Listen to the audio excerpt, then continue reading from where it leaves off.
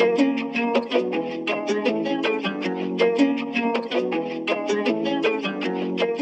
genius is a man that can just do the average things when all those around him are going crazy.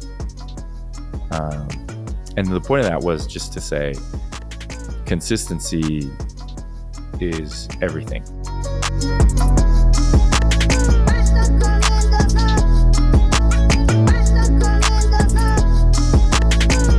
What is up, everyone? It is Tuesday, which means we're back. This is another episode of the Now for Later podcast. I'm your host, Eric Mika.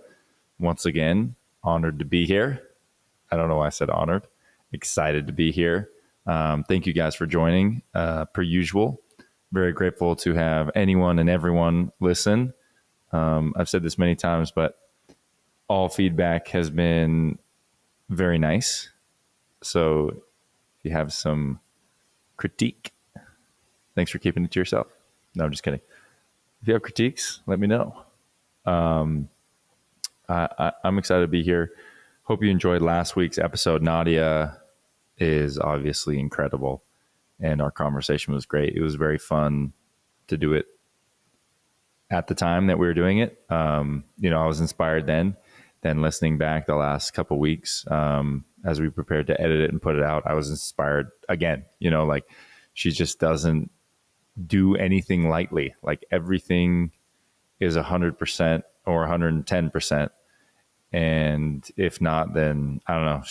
She won't do it. So really, really big fan of her. I think I might have mentioned this in her intro since I did that later on, but if I didn't, she actually recently signed with AC Milan, which is pretty cool.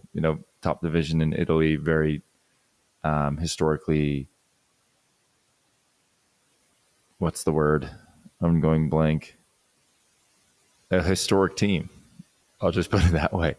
A historic team, a historically and traditionally very important team in Europe. And they've won lots and lots of trophies, lots and lots of awards. So very cool for her to be there. And we were lucky to have her. So that was great. Hopefully you enjoyed episode 1, going back even another week. It's been kind of fun getting the response. I'm recording this just after it's been released. I'm always about a week to 10 days ahead just because I don't know what's going to happen in my schedule. And it's, craziness working around the 2 boys and all that Gab and I are doing. So it's busy. So I'm trying to stay ahead of it. So the episode 1 just came out a couple days ago, 2 days ago. And the video that we put out about essentially a relegation model kind of blew up on Instagram, which is kind of fun. I tagged one of my friends, Jeff, who's probably listening, who works with the G League and has his own big G League account, which has a great following, which was really fun. So thanks for doing that, Jeff. But it kind of blew up. I commented this on Instagram because people are kind of misunderstanding what I'm saying. And they're just like, oh, the Pistons will win. Or if it's the Pistons, it probably will be. The Pistons will win. And so what's the point? What do they gain? The NBA will never do this. And yeah, I actually do agree. The NBA probably never will do that because, as someone said, as they mentioned, they don't want to make their teams look bad. I agree. But it would make their G League look better. It would make for some great stories. And I really think everyone would watch it. So maybe the NBA would do it. But the point wasn't that I think the G League team would win and then the NBA team goes down the G League. Like I said that, and obviously I cut that out for the video to shorten it. But that's not logistically a possibility. But people were missing the point where I'm saying that because of the fear factor, the embarrassment factor. Like knowing that if we come in last, we just have to play this game, which most likely will win. But we have to stick around longer, which no one wants to do. We have to play this essentially exhibition game, which no one wants to do. We have to extend the season.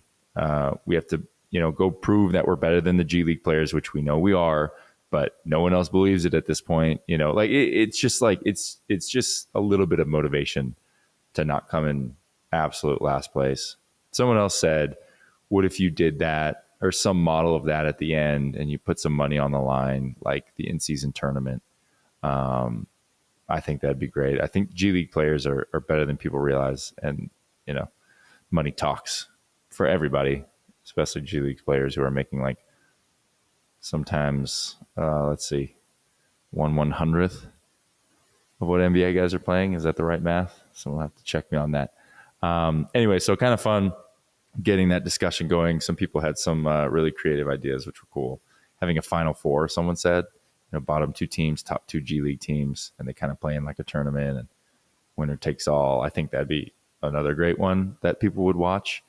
I personally also thought of another one, which was maybe you don't take the G League champion, maybe you take like a G League All-Star team, and so they have that week and a half to kind of mesh and get used to one another.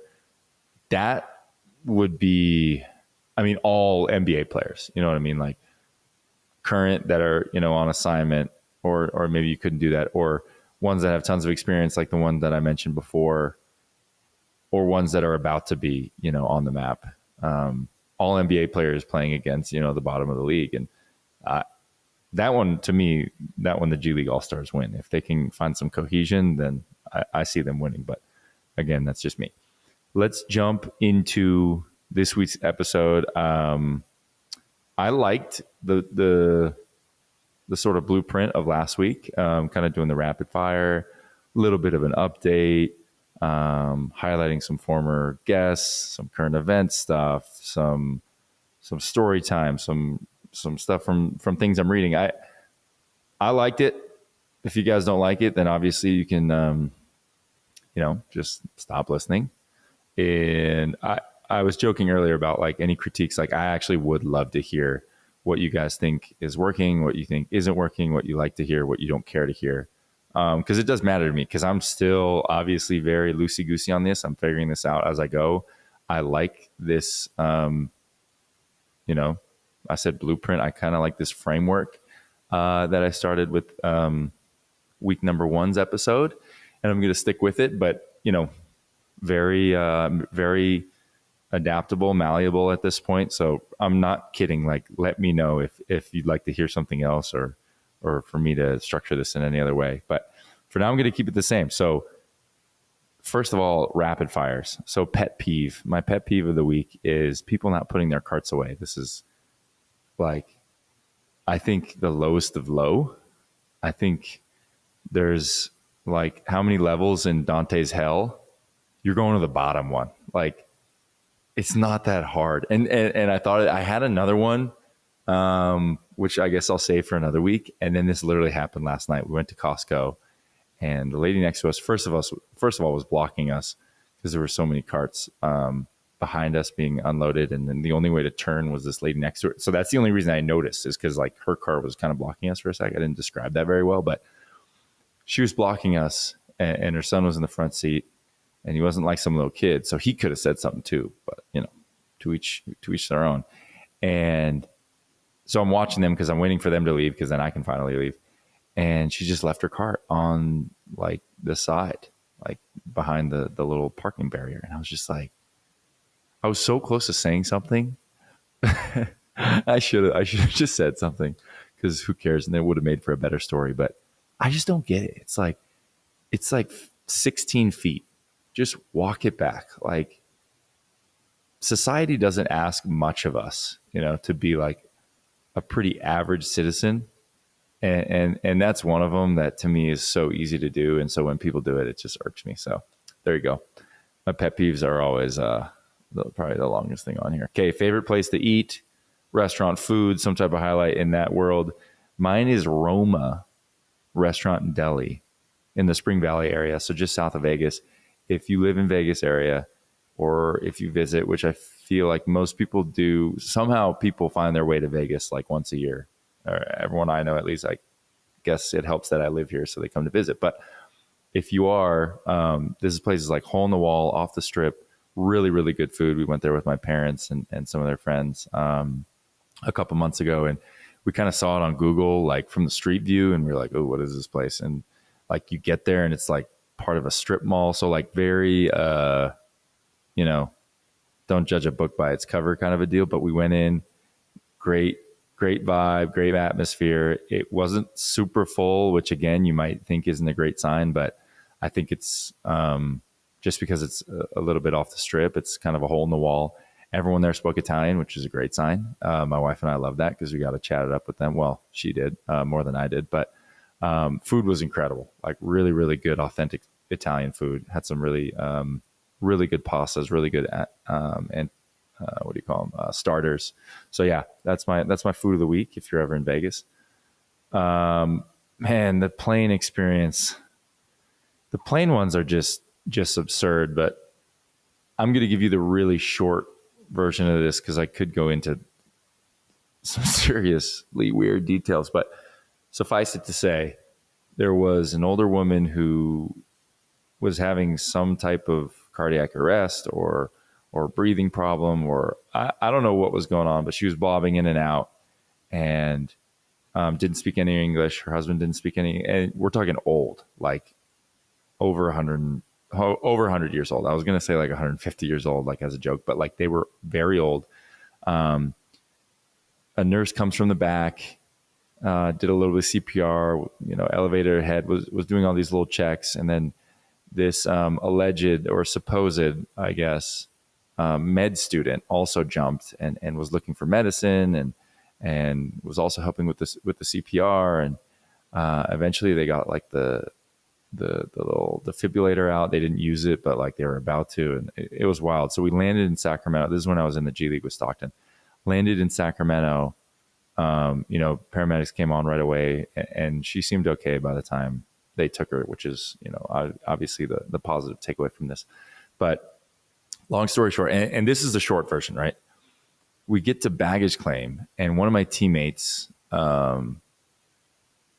who I guess I don't need to mention his name, that dog wanted, to get this young med student's number. And so he goes over and, his way to wiggle himself in there was like, saying how heroic she was and how cool it was that she saved the day. I don't know what he said, something stupid. But he did ask her about it. And she, I'm paraphrasing, basically said, like, because he was like, "Oh, you're a med student," like, "Oh, that's cool. You jumped into action or whatever." And she said, "Oh no, I made that up. I just couldn't handle an emergency landing. I'm in a bit of a rush." Wow. It was, when he told us that, we were blown away. Like, could not believe it. That like you would be rifling through someone's bag looking for med. Like I don't think she did anything wrong. Like as far as procedure, like she was looking for medicine. My old EMR class is tapping in, like she's probably checking the airways and heartbeat. And she did a little bit of CPR, but I was like, oh my gosh, like she, I don't know. I just can't believe that someone would like take partially someone else's life in their own hands, like, cause they were in a rush, So that's my crazy story. Again, there's a lot of details. I was sitting right next to the lady. So like, she was in the aisle, like on the ground, and I was just like right there front and center, and I can't handle any of these things. So it was a wild plane ride for me, but I could not believe that lady was just like, "Oh no, that's all a lie. I just did it because I was in a rush." Psychotic. Playlist / song. My wife actually showed me this song. Ooh, someone's texting me. I think it was my brother. Someone, yeah, it was my brother. It was Alec. I don't have my contacts on my Alec. If you're listening, what's up? Here's your shout out that you've been whining about forever. When are you gonna send me that jersey? And he wants something from me. He always wants something from me. Okay. Song right now is called Stick Season. Ooh, I don't even know who it's by. It's kind of a country vibe to it, called Stick Season, like stick, like a stick that you throw and your dog fetches. Stick Season. I don't even know who it's by. My wife just showed it to me last night, and I've just had it on repeat. So that's a good one. That's my song of the week. Play that lives rent free in my head. This is a two-parter, and then we're going to move on to the meat and potatoes. But if you're a BYU fan or have followed BYU basketball at all, then you'll know that my crowning achievement was probably when we played Gonzaga. And so I'd be remiss if I didn't put this one somewhere in the pod, my own pod. And we were playing Gonzaga my last year at BYU. We had an up and down year. I mean, we still won like 22 22 or 23 games that year. So it's not like we were terrible, but we were up and down, had lost ones that we should have won. And we were at Gonzaga, their senior night. They're number one in the country. They're 28-0 maybe. So hadn't lost. They were stacked. They actually eventually went and played in the national championship against North Carolina. So they lost all the way at the end. Players on that team have been playing in really good places ever since. So like I said, stacked, packed house. They hate BYU. Those fans do. The fans were so mean in the layup lines. Like it was incredible. Like some of the things they were saying. I mean, like I thought it was hilarious, but it also hurt probably a little back then. But great atmosphere on ESPN, all that good stuff. And we get down like 20-2 in the beginning, or 22-4. I can't remember, but something like that. And they're just coming out, just beating the hell out of us, playing like a well-oiled machine, which they were. And something happened where I think we were able to finally just shed all this pressure that we had on ourselves that year, like unnecessarily put on ourselves that year. We forgot about the ups and the downs. We forgot about, the things that didn't matter. And we just started playing free, playing like the players that we were and knew we were capable of being together also, like as a unit. And we just chipped away at their lead. And I remember Coach Rose, shout out Coach Rose, because I remember him at halftime. We had brought it a little bit closer. I would not know. I could be far off, but I feel like we got it within 10 or something, And I just remember him saying, like, if we just keep chipping away, like just keep grinding at this lead, then they're going to choke. Like they have all the pressure in the world on them. We have nothing to lose. They have everything to lose. In fact, they had so much pressure. There were newspapers printed that they were 30-0 or 29-0 already the night before. Like I don't know if it was a mishap or it just leaked that they already had them ready because they had to prepare this big newspaper article. But they had all the pressure in the world. We had none. And so we just played free and we balled out. And the plays that live rent free in my head, this is why I said it was two parts. One was a couple minutes left. Momentum had totally shifted in our favor. We were right there, either tied or -2 or +2. Like now we're there, and there's this loose ball off an offensive rebound for them. They pick it up. They get it to Zach Collins, who's on the San Antonio Spurs right now. He was a lottery pick that year as a freshman. Great player. And he goes up to try and dunk it on me, two-hand dunk it on me, and I met him right at the rim. And, volleyball blocked him basically. And the whole crowd wanted a foul. The bench wanted – it was not a foul. I mean, it was as clean as it gets, but it was just like a total deflation moment for them. So they're just looking for anything but admitting that it was a clean block to make themselves feel better in that kind of a high-pressure moment. So that was awesome. And BYU fans constantly talk to me about that block. So they love it. I love it. So I had to put it in here. Part two was like a minute or a minute and a half later, we were tied up, I think. Dang. I've only watched this like 100 times, but the highlights. I think we were tied up and I had big Polish Shemek Karnowski guarding me, who I was just mixing the whole game. My goodness. I finished with 29 and 11. And I missed like 4 free throws, which is kind of a bummer. I think I was 8 for 12. But like I said, I watched this like 100 times. And my teammates put it on the locker room recently, so it's kind of like it's fresh on the mind. And I get the ball at the high post. I'd been kind of hitting the jumper's been going for me all game. And I jab step, don't realize I have the ball with like just a couple seconds on the shot clock. And then the bench is screaming to shoot it. So then I just shot it and hit it and put us up 2. And I hit the crowd with like a I'm eating out of a bowl, like, oh, I'm feasting thing, which made them super mad because I didn't know this, but that's something that Shemek did all year, like feed the beast kind of a deal. So I was just doing it because I was killing them and I was talking with the crowd the whole game. And they took that to heart because they thought I was also mocking him, which I wasn't. But yeah, two big plays that I'll never forget. And probably, one of the more special moments in my career was, like I said, that moment where it clicked, just like, why is there all this pressure? Like, who cares? Let's just go out and play. Let's do what we're supposed to do what we say we're going to do, and play the right way. And so we did, and we achieved something huge. And it's actually, this is totally off script for me, but something I thought about a lot recently, as I just consider more like coaching and the parallels that coaching and sports in general have with life. And we at Ignite right now have this kind of similar issue where we play really tight, we force things, we don't play like ourselves, we lose our identity, we lose the game plan like early on in the game. And then the fourth quarter comes around, and we feel like the game's over because we're down 17 or 21 or whatever it is. And then everybody starts playing loose and looks really, really good.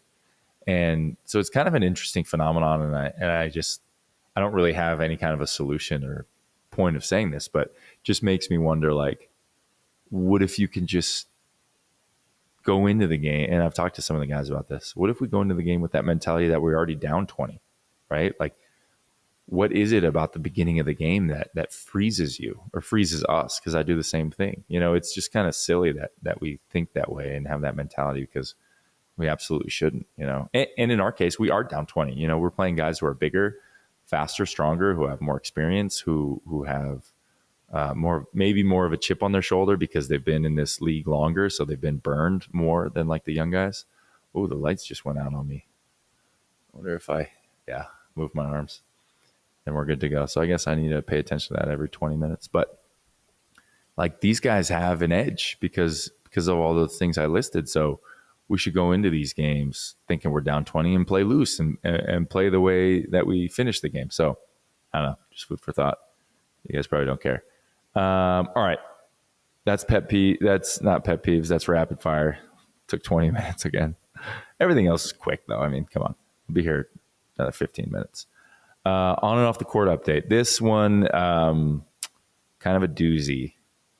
So we were in Portland for some games. I'm running 100%. I don't remember what I said a couple weeks ago, but running 100% on my body weight. So no, Ultra G is what that special treadmill is called. I'm just running on it normally.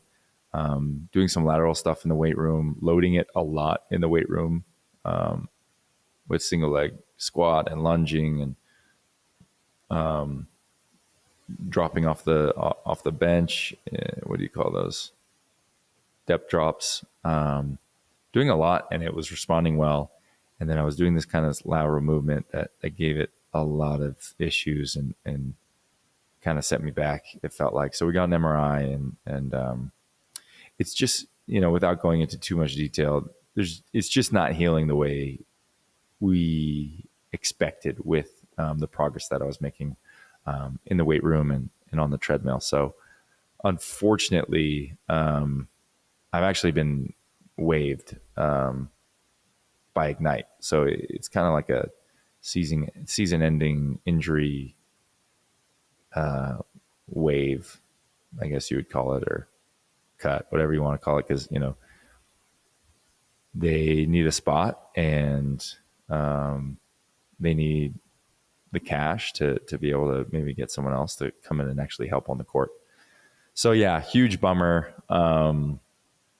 To just, like, I don't know. I almost want to say, like, admit defeat. Like, feel like I have to just pack it in and say, all right, well, next season it is. So not fun, and more importantly, not great news about my knee. I still want to figure out what's going on and essentially where we are right now. And I'm sure I'll have an update in one of our next couple solo episodes. Is just going to wait for another month, maybe 6 weeks. Just give it some rest. Just don't push it at all, and see if it's going to start feeling a little bit better, which it already has. It's been a couple weeks and it's feeling better. So that's promising.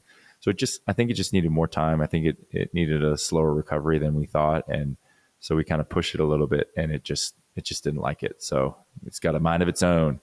So yeah, not fun. But there's always a silver lining. And for me, that's been a real one. that I'm extremely grateful for. This Ignite program and just the people that are around me and that I work with on a day-to-day basis in this organization, and they've just been so supportive and unbelievably understanding of who I am and what I can contribute, whether I'm playing or not. So they, I'm going to get paid. There's the workman's comp because this is a season-ending injury, and so I'm going to get paid the same. It'll just be coming from someone else. And so they said, yeah, you can go home. You can do whatever you want, but we're going to keep your apartment if you want to stay in it. We're planning on you being back next year, whether it's as a player or some other form of player development, or I would love to come back as a coach if I couldn't play, and hopefully that's not even in the discussion. Like I want to come back and play. I want to continue to pursue this career of actually being on the court. But they just asked that I stick around, that I continue to show up every day, come to games, do my physical therapy like I had been, and just being a resource and a mentor to these young guys and a locker room presence for them. So, very cool. And to take it a step farther, they asked that I would help with the player development side, like unofficially, like nothing. It's not like I'm a G League employee by any means, but they know that I'm into this. The off court, the life development, the finding your identity and figuring out, how to be an upstanding citizen and the best version of yourself. Because of the podcast and just because of, things that I've voiced internally about what I'm interested in and what's important to me. So they asked that I help with that. And so I'm very, very excited to do that. And that's why I'm just grateful to be surrounded by the people that I am, because they know me and they trust me, they believe in me, and they think I'm going to do a good job helping develop these young guys, even if I'm not there on the court. So very, very cool opportunity. It's very unique. I think this is probably one situation where, they could have cut me forever ago. They could have cut me long before, we knew it was a season ending injury. This could have gone a million different ways. And most teams, it would have gone another way.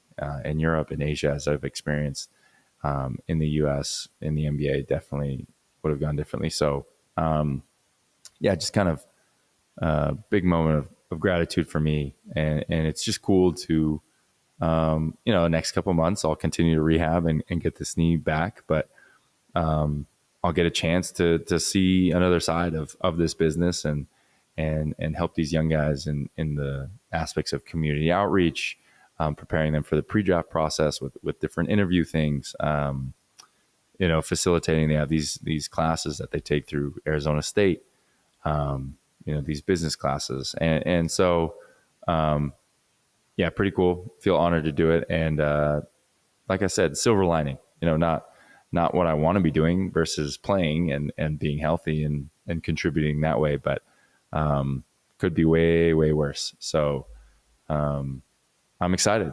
I'll just put it that way. That is what is going on and off the court. That being said, I'm not traveling with the team for the next couple of months. So my wife and I went to Palm Springs with the boys, which was fun. Went to the zoo. A lot of good food there. It's not really like a kid-friendly place, but it's a nice city.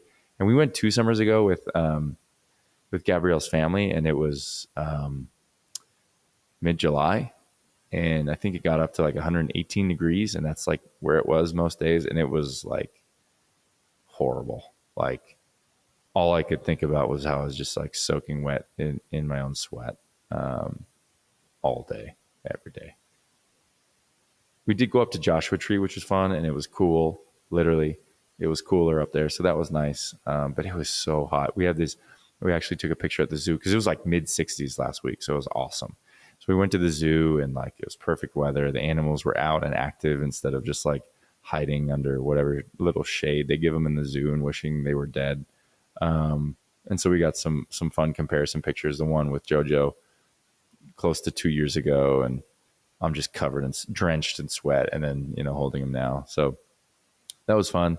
Um, and again, part of that silver lining, like I'm not mad that I'm going to hang out with the fam a little bit more. That's important to me, and going to be a lot of fun. So excited to stay here in Vegas. Just excited to stay connected with Ignite, and excited just to see what comes of this. Like I might be the first player/player development ever, and that would be an interesting and fun role that I hope I can take on next season. All right, I'm going to highlight, quick little highlight, our guy Steve Young. I feel like he's just been everywhere recently. We got the Super Bowl coming up. By the time this comes out, it's going to be over. I was hoping the Lions made it, just because I'm a huge Dan Campbell fan. If you haven't watched Hard Knocks with the Lions or even clips from it, I mean, do that now. Like that guy, I love people that make me want to run through a brick wall for them, even though I've never met them or heard one of these speeches in person. That's just how he's electrifying. So I kind of wanted them to win, but whatever. If I have to pick a team, I think I'd go with the Niners. My trainer Gus in Sacramento, his son is one of the defensive linemen, Eric Armstead, on that team. So I think it'd be cool for them to go get that done. And anyways, Steve Young's just been everywhere with playoff football going on, and the 49ers making it far, him being a legend from that franchise. I just feel like I see him everywhere. Was at one of the games with Eminem, which is cool. He posted about that, and he also posted he was with Lil Wayne at another game.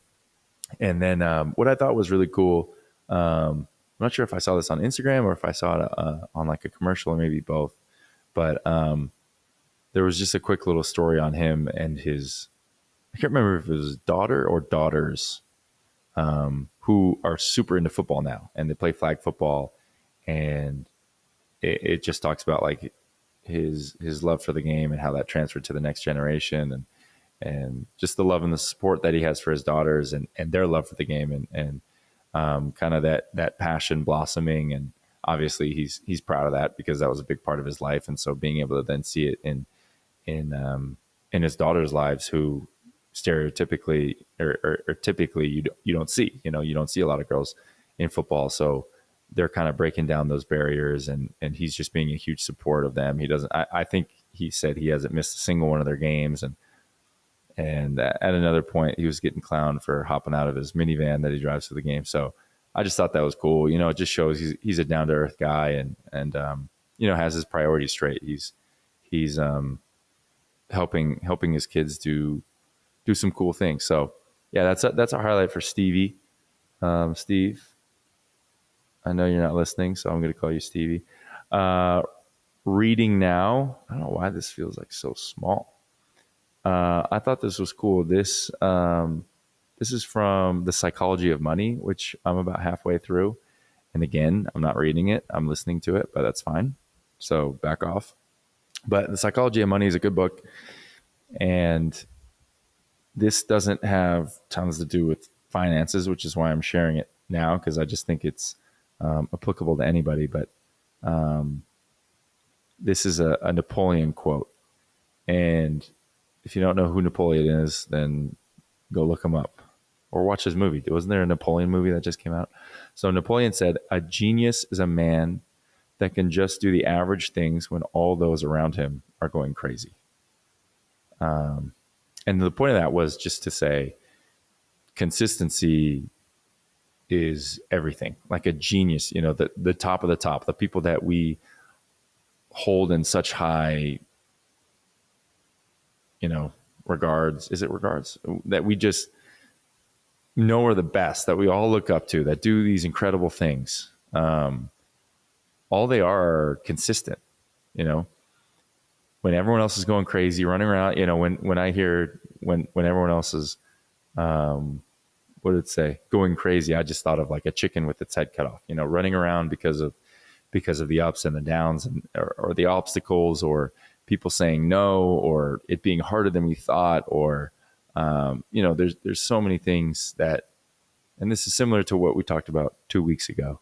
There's so many reasons to stop and just give up, and And, he just says, like, even with the uncertainty, like, you just got to get it done. You got to get it done. And that's what makes a genius, is doing ordinary things, but doing them consistently.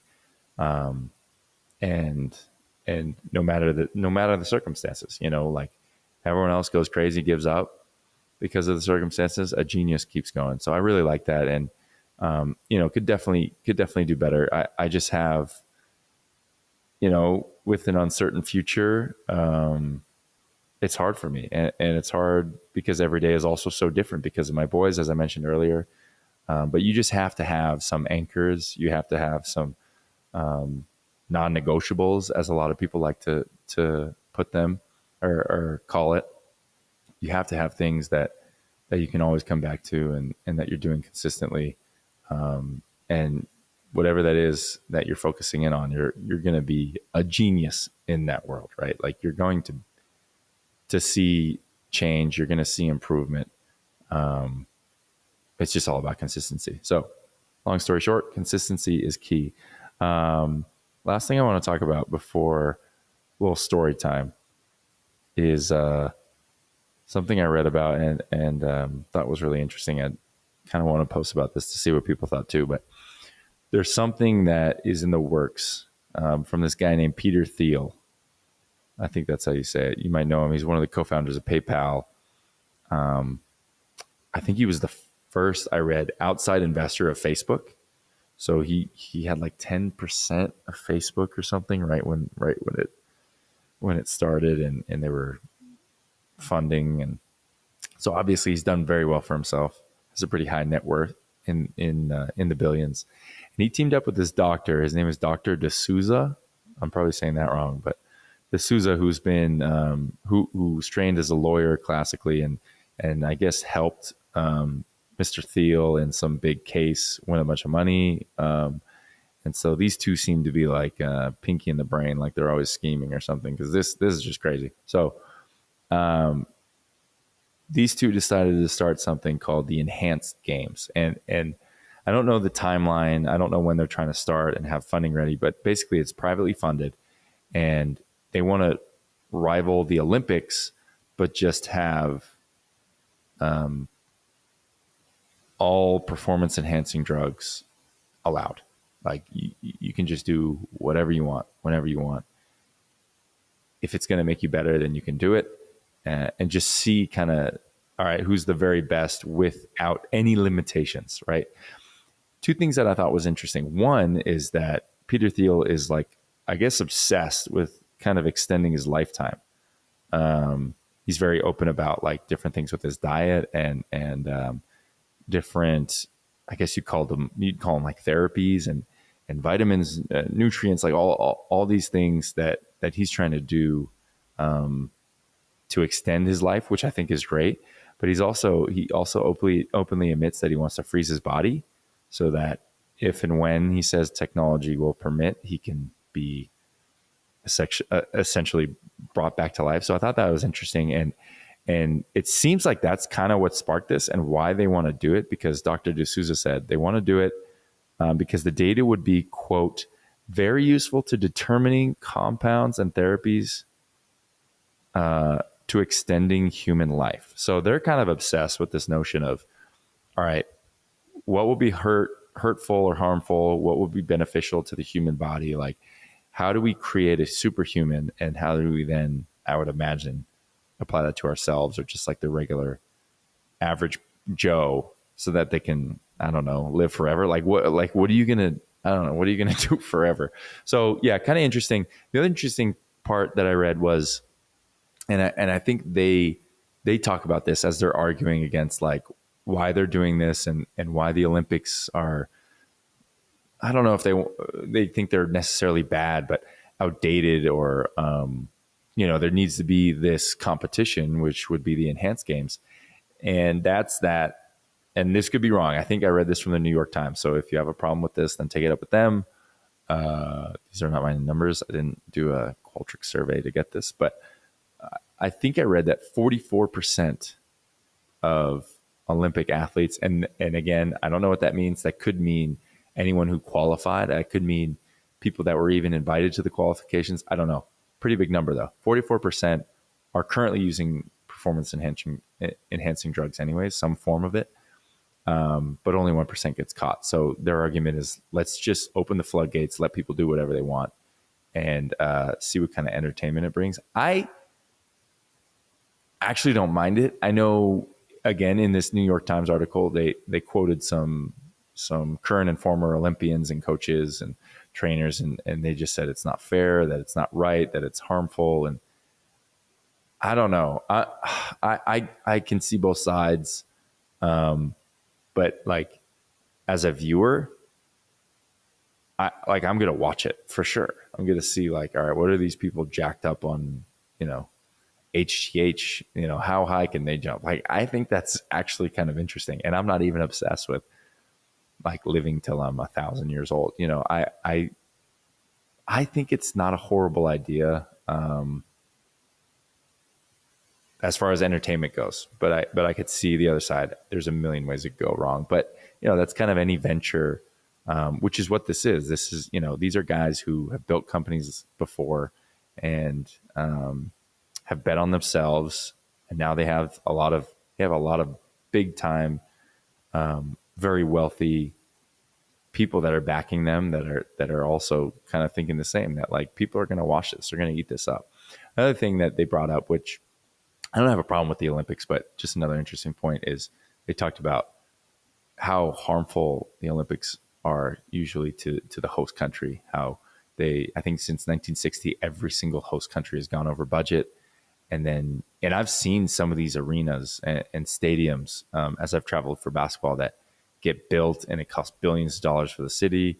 And then as soon as the Olympics are over, they're never touched because they just don't have events that, are going to fill those types of stadiums. So another interesting point was he just talked about, we're going to go to established places. This isn't going to kill taxpayer dollars because it's privately backed. So kind of an interesting spin to it that, to me, makes it worth not just watching like these competitions, but also how it does.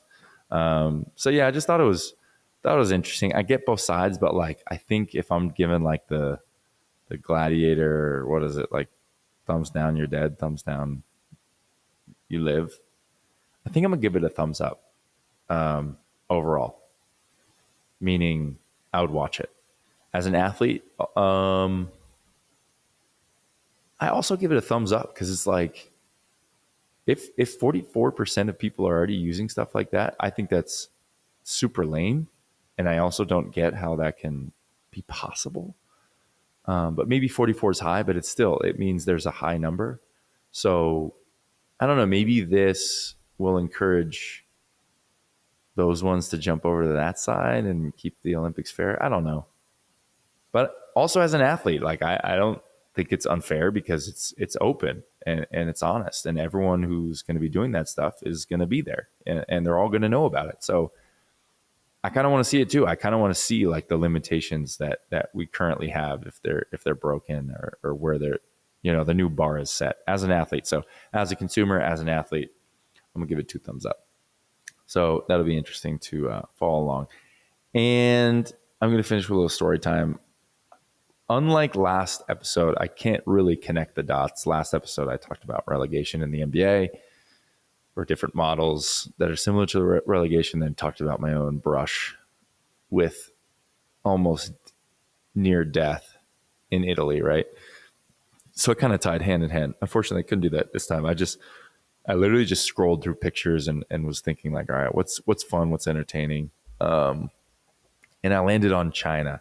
So China was about 7 lonely weeks of my life that sometimes I don't even feel like were real, because it felt like I lived in like on a Star Wars planet. It was just so different, like the food, the language, obviously, the people, the way that the basketball organization worked was, to me, backwards. So everything was very, very different. I was in a distant land, a very far city called Urumqi, which is in the Xinjiang region, very, very far west. So we had to travel by plane like 5 hours to get, I think, to like the closest game, or at least it felt like that. Man, it was hard. It was hard. it was hard because then also Gabby wasn't there. And right when she was about to get there, I got cut anyway. So it didn't matter. Super, super tough. But one of the funny things, I guess, about China, and my family loves hearing about this, is the translators.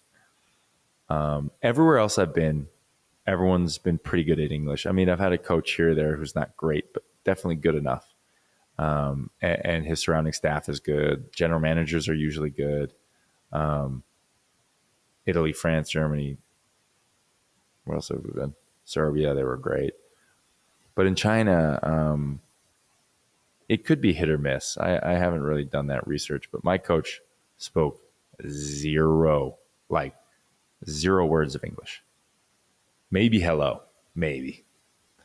Like I could say one phrase in Chinese and he would speak less English than I know Chinese, which is crazy. It's like hop on Duolingo or something. Anyways, this guy who spoke zero English. And so they have a translator, an interpreter. And what was so funny is our coach, he was like an ex-military guy. And so before practice, we'd line up in a straight line, like chest up, arms behind our back, and he'd give us like this speech that were usually about 10 to 15 minutes before practice.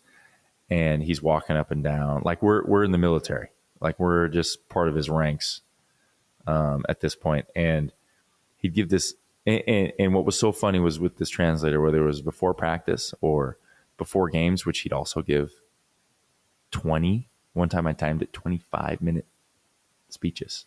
And it's not like, hey, let's go through scouting report, X's and O's. This is strategy. This is film. This is what, blah, blah, blah. This is what to expect. It's just like he's walking around with his hands behind his back, giving us like a lecture.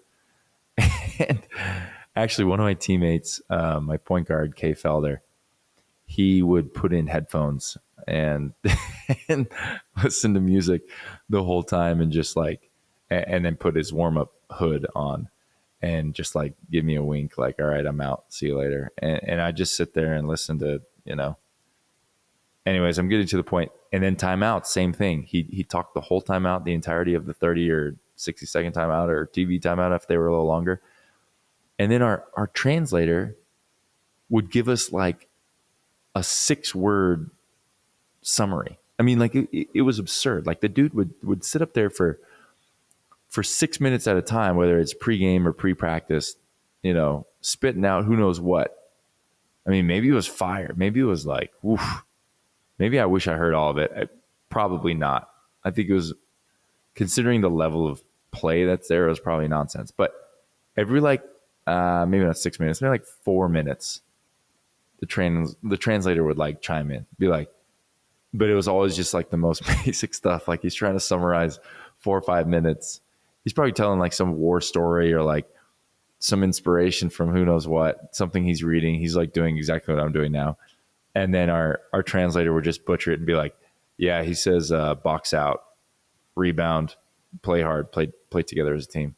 And then just silence for like another 6 minutes. I'm just wondering what's going on. Then he'd chime in, yeah, make sure we swing the ball, play the right way. And then another 6 minutes goes by. Like it was, oh my gosh. I like in the moment was so stressed out because you'd leave a timeout. He'd talk for a minute. He wouldn't draw up the play. He'd talk about the play. And then I'd look at the translator and be like, what did he say? And as I'm walking onto the court and the refs are rushing us out there, he'd be like, yeah, I don't know, dude. Just go play hard. I'm just like, come on. Like seriously. And like I said, maybe that was unique to my situation and my coach, but yeah, that made China very interesting. But I'm gonna go full circle. Like I had no pressure. I just went out there and played. I played really well because I felt like, okay, I don't know what's going on. No one's really guiding me or giving me much direction. Nor are they, chewing me out, yelling at me, telling like me, why aren't you listening? So I kind of just got to go out there, play free. I didn't have much pressure and just did my thing. So yeah, that was another interesting time in the Chronicles of Eric. That's it for me. I hope you guys enjoyed. I lied. I went about 20 more minutes. So we're at 50 minutes right now. So if you made it all the way, congrats. Thank you for being here. Make sure that you're looking out for next week's episode. Next week, we have Alicia Clark, 3-time WNBA champion, here with the Las Vegas Aces. So we had her in person, which was a lot of fun. She was awesome, just awesome person. Very fun to be around.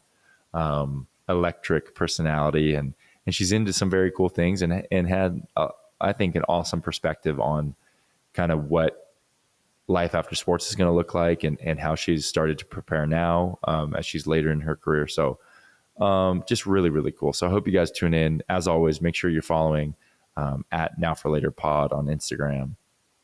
We post a lot of clips there from this episode. We'll post stuff and our just favorite moments from different episodes. We're kind of, after that G League shout out, we're kind of creeping up to 1,000 followers. So we might be doing a giveaway. Hopefully by now it's already been done and you didn't miss it and we're at 1,000 followers. But if we're not, then it's coming soon. I guess actually I wasn't set on that, but now that I've said it, I kind of have to do it. So it'll be there. And then, lastly, I'd just say, go rate and review if you haven't already. I'm going to do this every single week. Make sure you go let the people know what you think of us. And it's great for our algorithm. It's great for Apple and Spotify to know that you like us, that you like me, and that you want to keep listening and you want others to find me. So make sure you do that. Do me a huge favor. And we'll talk to you next Tuesday. That's it for me. We'll see you later.